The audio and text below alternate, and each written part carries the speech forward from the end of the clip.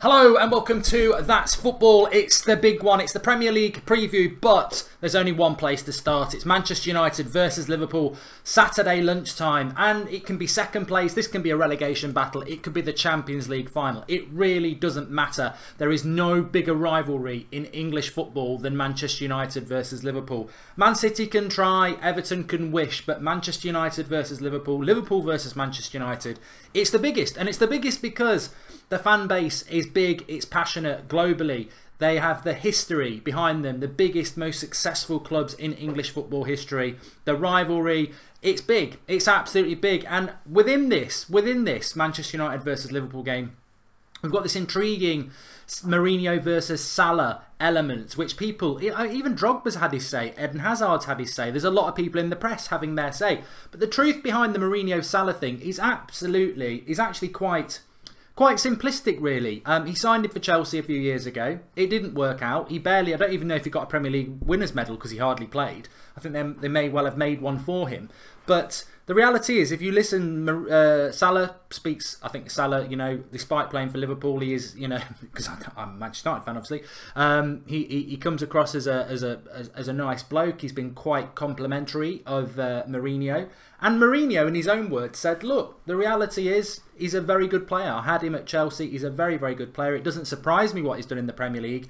What he did is he went off to Italy at Fiorentina and he developed as a player both mentally and physically, and he is far more prepared for the Premier League now than he was when he was at Chelsea. And I think it is that simplistic. I mean, the press are basic and they will want to make a big story out of it, but Salah didn't play for Mourinho at Chelsea a few years ago because he wasn't good enough. He did come on. He didn't do what he did at Liverpool. He's gone off. He's developed physically, definitely. And he's a far, far better player than that now. And I think people want to make a sort of, Mourinho got it wrong with Salah. But you know what? In all fairness, I think it's just basic opinions from the press and those fans who believe that. I mean, this is a player who wasn't ready.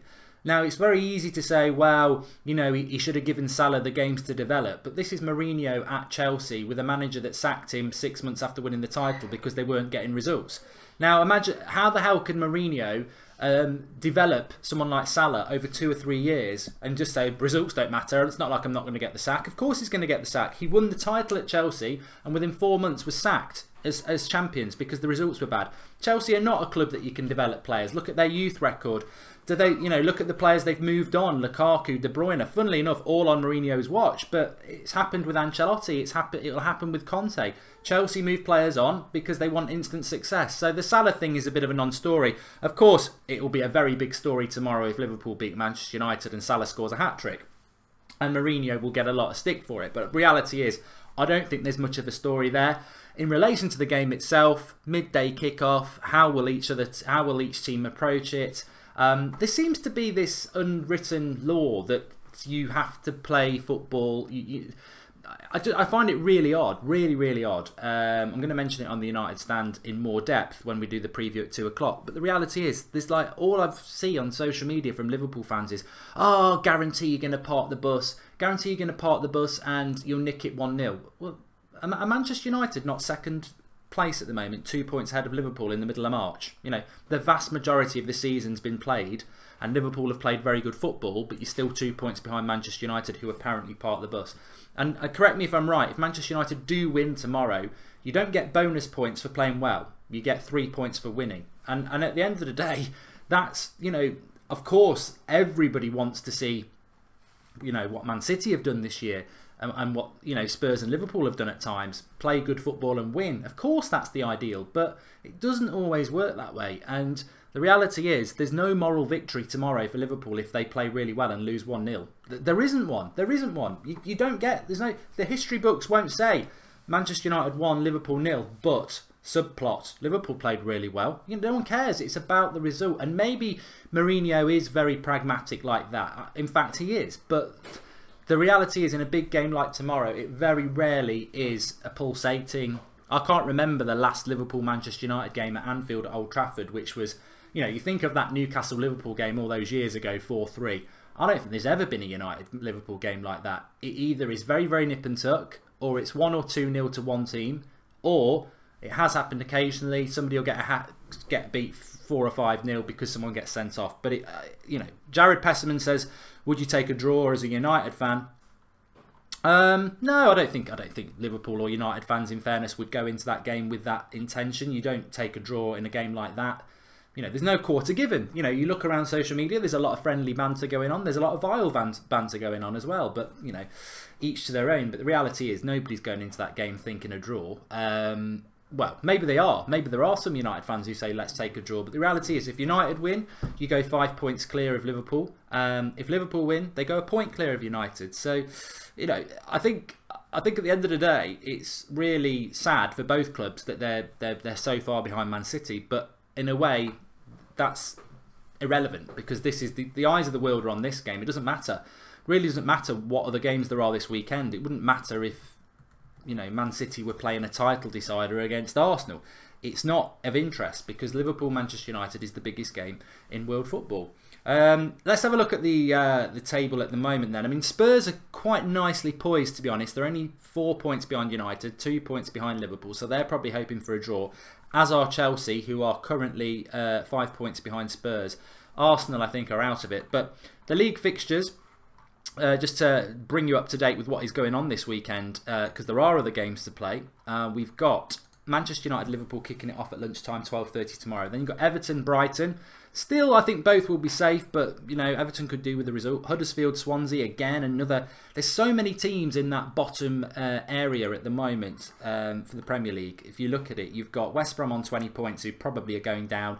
Then you've got Stoke, second from bottom, on 27 points. And then you've got 1, 2, 3, 4, 5, 6, 7 teams, 8, 9, separated by 7 points. From second bottom Stoke to 11th Everton, 10th Brighton, 7 points. So nearly every game now has an element of a sort of a title decider. It's really not a title decider, a relegation fighter. And Huddersfield, Swansea's one. Newcastle, Southampton in a way could be one. West Brom, Leicester, I think Leicester are okay. West Ham, Burnley, again another one. And then Chelsea, Palace. Well, Chelsea need to get off to a win at some point, don't they? They've got that massive game against Barcelona in the week. Palace will feel absolutely gutted the way they lost to Manchester United on Monday. I think, even as a United fan, I can understand that. So they may be another thorn in Conte's side, to be honest. And then we go to Sunday. There are games on Sunday. Arsenal versus Watford. I think Arsenal will win that. Wenger's doing his little trick of redeeming himself at the moment. And Arsenal fans at the moment, oh yeah, I think they're doing it through gritted teeth. Yeah, we're really happy that we beat AC Milan. We're really happy. Bournemouth, Spurs. Spurs have got to win that away. I think they will win. Very tough game for Spurs, though. They need to win. They need to bounce back. They'll be on the floor. They'll be on the floor after that Juventus game. How they threw that away. And then Stoke entertain Man City on Monday night, which you would anticipate will be a comfortable win for Manchester City. We don't do the Scouse accent on That's Football. It's very much a United stand thing, that, because that's football's for everybody, isn't it? I think West Brom are going down. RJ Gaming 1702. I do. Are you? Can't get Abdul. Are you doing post tonight on your channel? Yeah, 8 o'clock and 2 o'clock today. Liverpool is first before Sevilla game, one at a time. Sky compared De Gea to Karius. Look, Sky Sports is going massively downhill if they're comparing De Gea to any Liverpool goalkeeper. A draw wouldn't be the worst result, but I think we'll beat them 2-0, says Ronak. I think he must be a Manchester United fan. One more goal for Lukaku to get 100 goals in the Premier League, says Luke Purchase. And Salah will have a field day with Young at left back. If we just stay compact in the defence, they can't do anything. Arun, well, it's always been levelled at Klopp that he doesn't have a plan B. It's all very much plan A, attack. And I think Mourinho will obviously have something installed tomorrow. But I just think that I think it's a great weekend for the Premier League. I mean, the reality is the header is Manchester United versus Liverpool, and everybody will be watching that. But as I said, Spurs are sort of poised to close in on second place, but they're away to Bournemouth. I didn't get to do the reaction to the Spurs-Juventus game. We did the watch-along. And I just think, in relation to Spurs, this is... when we did the watch-along on Wednesday night, somebody said, what do Spurs need, Mark, to win a title? And we were talking about it, and I said, I think it's really just the fact that they don't believe in themselves. They bottle it at key moments. And over that 2 legs against Juventus, I mean, I'm a big fan of Juventus, but they are ageing. They are the old lady. They are ageing. And their experience just they did Spurs in 10 minutes. They just absolutely sucker punched them in 2 minutes. And Juventus deserved to win, of course they did, but Spurs probably were the better team over the 2 legs. They were fantastic in Turin. They were good in the first half, and they had a bad 10 minutes. And Juventus are very experienced. They were Champions League finalists. And this, I know we're talking Champions League there and we want to talk Premier League, but this is why Spurs are not winning Premier League titles as well, because I think the season last year, Chelsea won the title. I said it a few times, Spurs are the best team I've seen all season. And this year, I think, you know, Spurs at their best for the last 6 weeks have been up there with Man City. But Man City are like 20 points away from Spurs. Why? Because Spurs just keep bottling it. They bottle it at the key moments. They should be in the quarterfinals of the Champions League. They arguably deserve to be there, but they bottled it. And Juventus was a tough tie, but their inexperience let them down. If they had a bit of nous, a bit of backbone, they would have got past that Juventus game, but they fell asleep for 10 minutes and experience beat them. So how Spurs solve that, I don't know. I think we'll see. I actually think Spurs will disintegrate. I think Pochettino will leave. I think Kane will leave. Eriksen will leave. And it's, you know, it will be a period of Spurs history that they look back on with fondness, but they didn't. You've got to win trophies. You've got to win trophies, and that's how you become a big club. And Spurs can build a big stadium and they can play great football, but you've got to win trophies. You know, Liverpool are a bigger club than Spurs. Arsenal are a much bigger club. Now look at where Spurs are in the league and look at where Arsenal are. And Arsenal won't be in the Champions League next year, but Spurs will be. But Arsenal will still be a bigger club than Spurs next year because Arsenal have won things, and that means something. Spurs are, you know, they're always going to be a gimmick until they win things, and they need to get players in who can do it. Rashford will start tomorrow, says John Sharrell. Will Jesse Lingard start? Well, I'm going to do a Manchester United versus Liverpool preview on the United Stand, which is our Manchester United fan channel. So I'm not going to get into too much depth about preview, team lineups and score predictions and all that, because we've got all that for that. We've got some really funny tweets to share with you as well. But it's a big weekend for Manchester United and Liverpool, and the winner takes it all, the loser's standing tall, in the words of ABBA, and it really is that case.